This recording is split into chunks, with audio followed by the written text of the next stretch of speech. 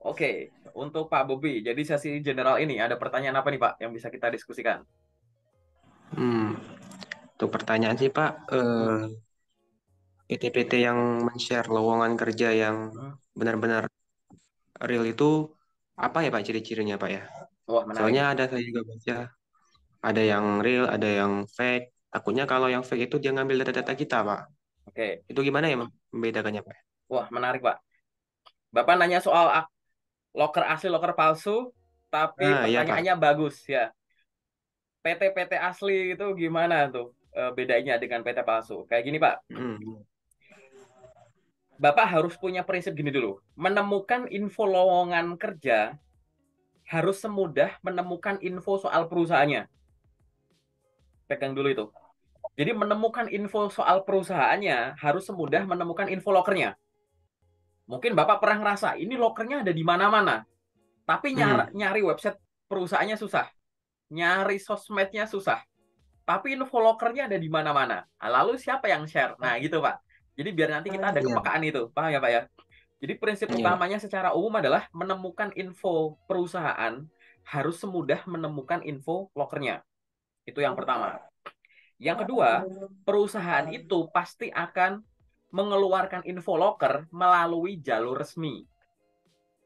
Oke? Melalui jalur resmi itu lewat apa? Satu, website perusahaan biasanya, ya kan? Yang kedua, lewat apa lagi? Misalkan lewat sosial Hmm. media, baik sosial Iya. medianya perusahaan, misalkan IG-nya perusahaan atau LinkedIn-nya perusahaan gitu ya, atau lewat sosial media pribadi karyawannya, misalkan diposting Oh. lewat LinkedIn HRD-nya Nah, iya gitu. Pak, itu Pak. Ya, itu Soalnya ada saya, mm, maaf Pak, potong. Soalnya saya pernah lihat di HR perusahaannya nge-share lowongan nih. Sekali saya cek di postingan perusahaannya, nggak ada. Saya takutnya nah, salah nanti. Nah, oke, itu gimana oke. Pak ya? Nah, saya akan masuk ke situ, gitu ya Pak ya. Ini saya pelan-pelan dulu ya Pak ya. Jadi nomor Baik satu Pak. tadi website perusahaan, yang kedua sosial media, baik sosial media perusahaan atau orang-orang yang ada di sana, ya kan? Yang ketiga adalah lewat job portal. Anda tahu Jobstreet dan yang lain gitu. Banyak perusahaan yang nge-share loker lewat job portal juga, oke? Nah, yang keempat, lewat apa? Bapak dapat info loker mungkin dari saya sebut sebagai media repost, media reshare. Jadi tadi misal ada dari website dari sini sama orang-orang atau kelompok orang di-share ulang. Paling simple ya di grup WA saya contohnya. Itu kan bukan saya yang rilis, bukan kita admin-admin yang rilis. Tapi kita ngambil dari sumber terpercaya, kita share ulang. Mungkin Bapak nanti akan menemukan pihak-pihak yang melakukan reshare atau repost gitu. Nah, itu adalah sumber-sumber loker perusahaan.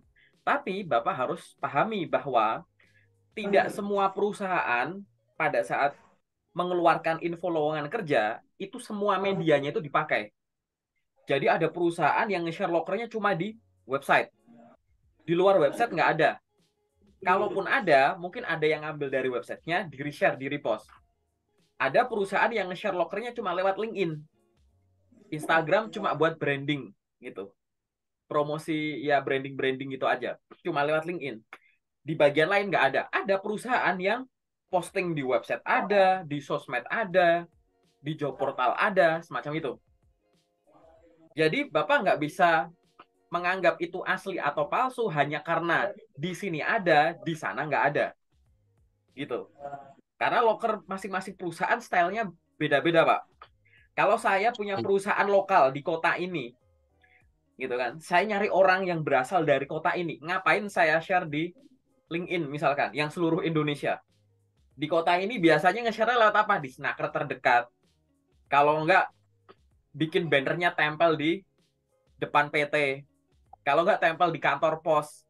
Pasang di koran, gitu. Makanya caranya beda-beda. Nah, ada di sekarang kalau di internet nggak ada, tapi ada banner di depan PT-nya, masa palsu? Gitu loh, Pak. Logikanya begitu ya. Iya. Nah, gitu. Jadi kita harus punya logika bahwa medianya banyak, tapi medianya juga nggak selalu begitu begitu share langsung semuanya begitu. Kan masing-masing gaya perusahaan beda-beda. Nah, lalu gimana? yang harus dilakukan pada saat kita menemukan info lowongan kerja, jangan buru-buru melamar. Tapi cross check dulu, Pak. Tadi kan kita mikirnya adalah ini saya gampang nih dapat info lokernya.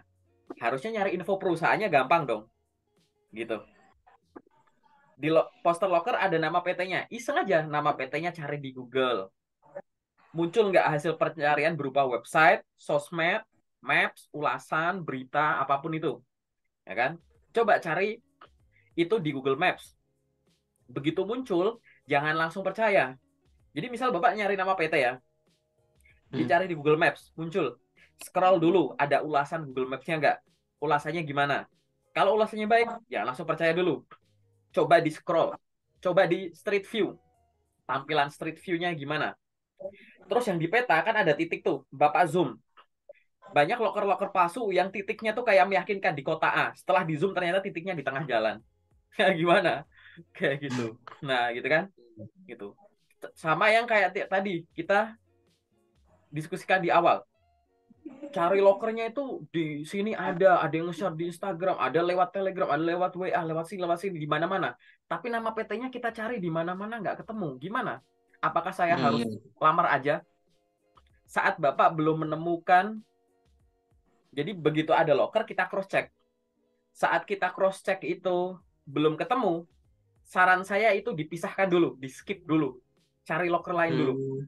Dipilah dulu, Biar Pak, efektif, iya, singkirin dulu. Nanti kan Bapak punya kumpulan loker yang meragukan nih. Nah, kumpulan loker meragukan ini Bapak cari di waktu yang nggak buru-buru, yang lebih luang gitu, Pak.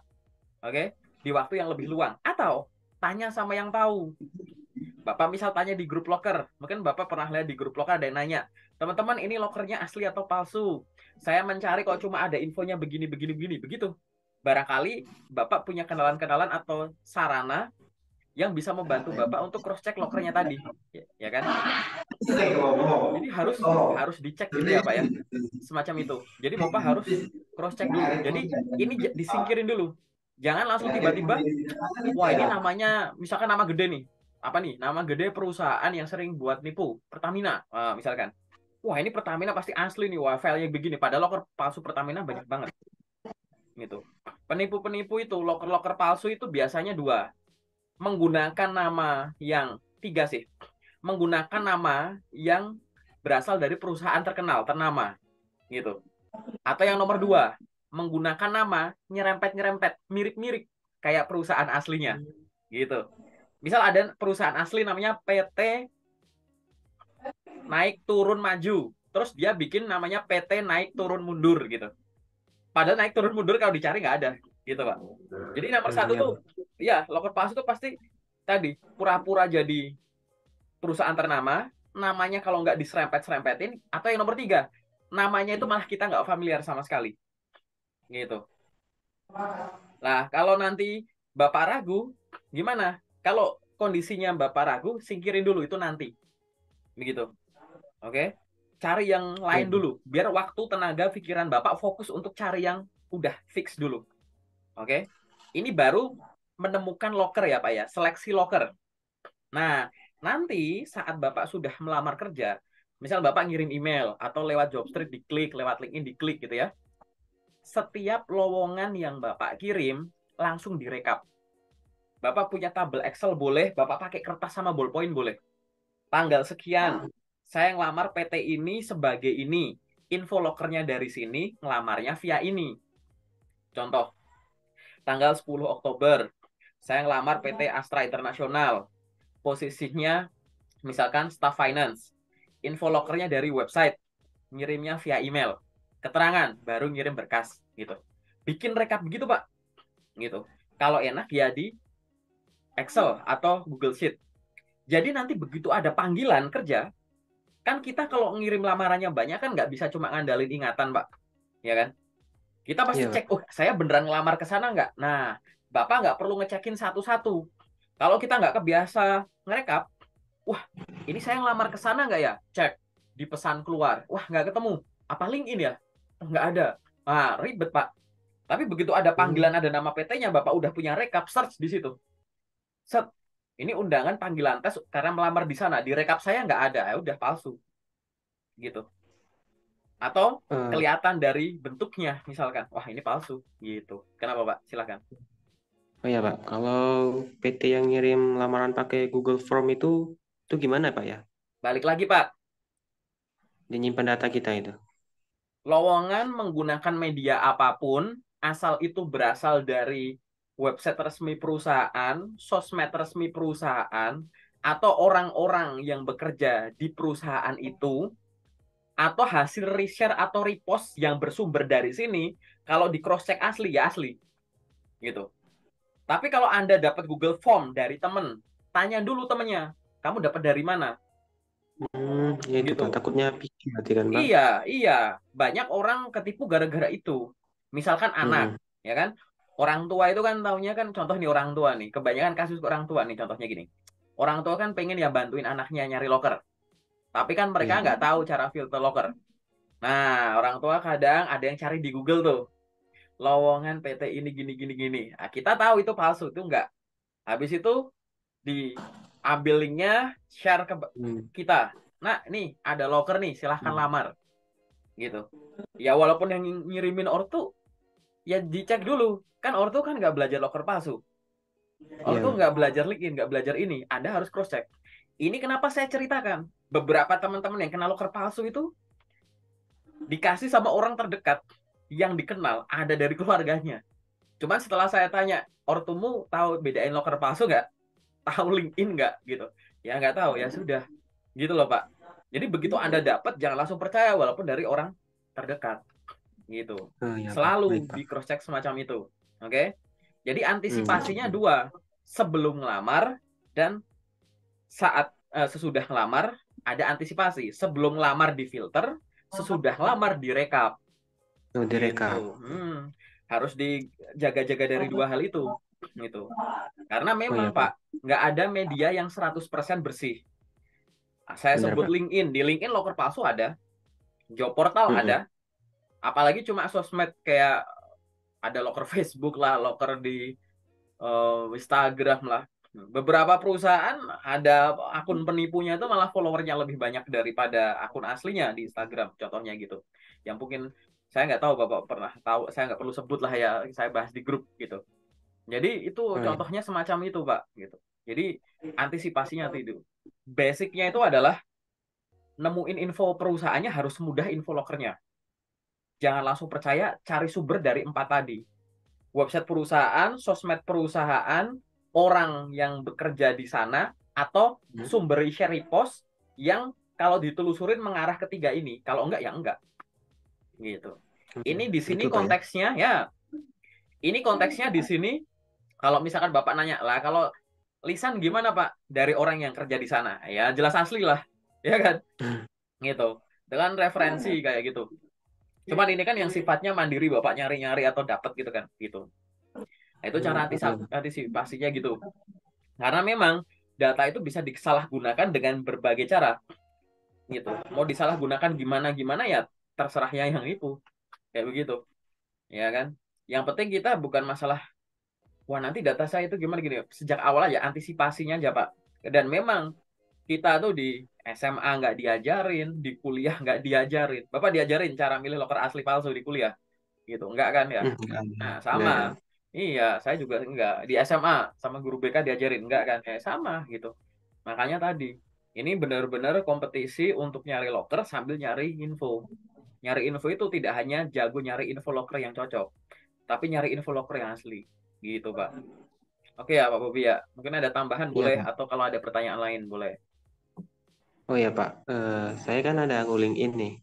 Nah, di Mm-mm. situ saya nampilin Mm-mm. kayak sertifikat magang kan Pak. Nah, itu perlu disensor nggak Pak untuk bagian Apa? sensitif? Di saya kan ada akun LinkedIn, saya upload sertifikat magang saya di situ. Nah, di situ bahaya nggak Pak? Apa perlu saya sensor ya Pak untuk bagian penting ya Pak? Takut disalahgunakan orang. Ya, jadi gini, Pak. Kalau sertifikat yang Bapak peroleh itu sifatnya digital gitu ya, Pak ya. Dicek dulu. Di situ tuh ada tanda tangan, nomor sertifikat atau apa enggak gitu. Ada, Ya, ada Pak. ada tanda tangan, ditimpa aja itu tanda tangannya gitu. Oh, di sensor Ditimpa, ya. ditimpa dengan watermark atau pakai kata apa gitu. Boleh ditimpa. Untuk pemahaman. Iya, Ya, gitu. Karena soalnya saya apa? takut ditolak gitu. Takutnya orang yang tanda tangan di sertifikat itu tuh orang penting. Yang tanda tangannya Iya. itu dibutuhkan sama banyak orang. Nah, teknologi digital itu makin maju. Tanda tangan setipis apapun bisa jadi kayak asli, gitu loh, Pak. Makanya kita Iya. sebagai beban apa ya, tanggung jawab moral kita ya, gitu. Jangan mentang-mentang sertifikat itu adalah sertifikat kita terus kita upload saja, kan di dalamnya kan banyak pihak juga. Mungkin dia Iya, di Pak. dunia nyata susah dimintain tanda tangan, malah kita umbar begitu aja kan gitu. Selain itu juga apa misalkan nomor sertifikatnya gitu. Orang misalkan sertifikat kayak training BNSP, ijazah Nah, gitu-gitu Pak, kan ada nomor-nomornya tuh. ada, Ditutup Pak. gitu. Jangan sampai nanti apa pola nulis sertifikatnya, pola nulis nomornya itu diketahui sama yang nipu. Terus dia bisa bikin wah nomor nomor sertifikat seolah-olah kayak asli gitu. Jadi kan malah rame ya kayak gitu. Kalau Bapak baca berita kasus yang Bapak dokter yang nipu itu, ya tahulah Hmm. itu. Nah, itu kan gara-gara segepok informasi di-upload malah disalahgunakan Wah, kan ibaratnya gitu. disebarkan, Pak. Ya, gitu. Makanya kita harus hati-hati walaupun sebagai job seeker, walaupun kita dalam tanda kutip belum jadi siapa-siapa ya, masih jadi job seeker kan. Mana tahu nanti berapa tahun lagi Bapak jadi bos besar, dulu Bapak tanda Amin, Pak. tangan nomor HP asal disebar-sebar orang nggak peduli, begitu Bapak udah jadi bos, nah datanya udah jadi Jadi, jejak digital, iya gitu. ya, Bapak udah bos nggak itu kan. buka-buka LinkedIn, tapi dokumennya berbahaya masih menggantung di LinkedIn, padahal akun LinkedIn Bapak udah nggak aktif atau LinkedIn-nya udah dihapus, nah gitu-gitu loh Pak. Jadi Iya, sejak awal Pak. kita harus hati-hati gitu ya. Ingat ya Pak, dikasih watermark boleh, ditutup gitu boleh, kayak gitu, bebas. Mau sensor aja. Yang sifatnya foto ya lebih ke tanda tangan dan info pribadi gitu Pak. Dan jangan pernah upload seperti yang saya share di grup ya. Jangan pernah upload Iya, dokumen Pak. pribadi secara asal. LinkedIn itu nggak minta Bapak posting CV kok. Nanti kalau ada teman-teman Bapak itu perkenalan diri di LinkedIn, bikin postingan, dilampirin CV, suruh hapus langsung. Bahaya Baik, Pak. gitu. Oke? Bahaya, Pak, ya. Ya, Iya, bahaya. Pak. Ya, terus apa lagi Oh, Pak yang mau ditanyakan? Boleh. Bebas. oh ya, Pak. Hmm. Saya kan ada tuh beberapa minggu yang lalu apply lowongan di JobScript. Hmm. Nah, itu ada HRD-nya eh, WA saya untuk sesi interview. Nah, sebelumnya saya cek di Google kan, Pak, ulasan-ulasan PT ini ada komen yang negatif, Pak, di situ, Pak. Hmm. Karena katanya posisi yang dilamar tidak sesuai pas dia masuk di perusahaannya. Itu gimana, Pak, ya? Oke. Jadi gini Pak, pada saat kita nyari informasi terkait perusahaan itu kan nggak cuma biar kita tahu perusahaan itu gimana, bisnisnya gimana, reputasinya gimana gitu ya Pak ya. Cuma kita tuh sebagai namanya perusahaan kan milih kandidat, tapi kan kandidat juga boleh milih perusahaan dong dengan pertimbangan tertentu kan gitu. Nah, saat Bapak menemukan suatu ulasan-ulasan yang negatif, Bapak jiwa risetnya, jiwa analitisnya tuh harus digunakan dalam arti, wih ini kenapa? Gitu kan? Iya, Pak. Ya sih, karena ya anggap aja ini kayak red flag dulu nih, kayak kehati-hatian dulu nih, hati-hati dulu nih, gitu. Ini Iya, kenapa Pak. nih? Gitu.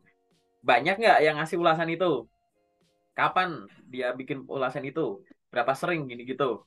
Nah, kalau mungkin nanti kehati-hatiannya hanya karena ada kemungkinan pada saat Anda di interview, padahal dulu Anda ngelamar posisi A, tapi ditawari posisi B. Iya, Gimana? Pak. Ya nggak apa-apa, tinggal kita kalau mau nolak ya nolak, Pak. Mau langsung nolak boleh, mau minta penjelasan lebih terkait posisi baru yang ditawarkan boleh Iya, Pak. gitu. Pak Bobi, gimana? Ini kita juga lagi butuh orang untuk jadi gini. Menurut saya Anda cocok untuk jadi ini juga. Gimana? Apakah Anda tertarik dengan kesempatan ini? Tegas aja boleh, nggak apa-apa. Baik Pak, terima kasih untuk penawarannya. Saat ini saya masih tetap berfokus untuk berkarir sebagai ini. Udah gitu aja. Oh, Gitu. Seolah-olah Anda bilang, nggak, saya nggak mau gitu. Boleh. Gitu. Atau iya, misalkan Pak. kalau Bapak mau tahu lebih lanjut dulu boleh gitu. Terima kasih Pak untuk penawarannya. Mohon informasinya lebih detail Pak terkait dengan posisi tersebut. Tugas tanggung Hmm. jawabnya bagaimana ya Pak? Gitu. Dengerin aja dulu.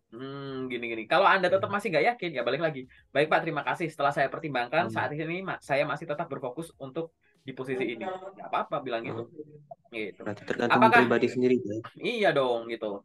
Nanti pertanyaan selanjutnya kan gini, apakah nanti kalau kita nolak posisi yang ditawarin, kita akan ada kemungkinan untuk ditolak? Ya ada.